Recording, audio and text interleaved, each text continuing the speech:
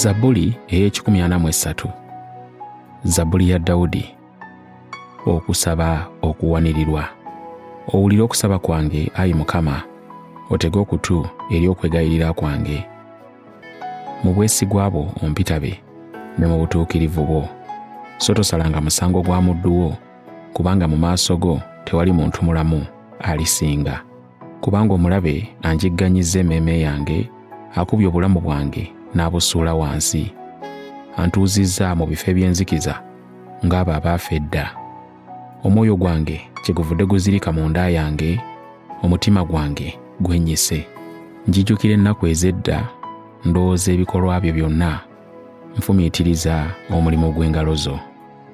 Ngolola emikono gyange eri ggwe, emmeeme yange ekulumirwa ennyonta ng'ettaka ekkalu. Seera. Yanguwa okumpitaba, Ayi Mukama, omwoyo gwange guggwaamu amaanyi. Tonkisa maaso go, nneme okufuuka ng'abo abakka mu bunnya. Leka mpulirenga ku nkya ku kwagala kwo, kubanga gwe nneesiga.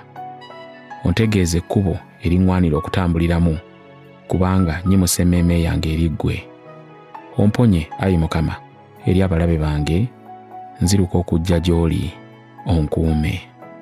Onjigirize okukolanga by'oyagala, kubanga gw'oli Katonda wange. Omwoyo gwo mulungi ankulembere, onnuŋŋamize mu kkubo ery'obutuukirivu. Olw'erinnya lyo, Ayi Mukama, onkuume. Mu butuukirivu bwo onzigye mu kabi. Era mu kisa kye ekirungi ozikirize abalabe bange, ozikirize abalabe bange bonna, kubanga ndi muddu wo.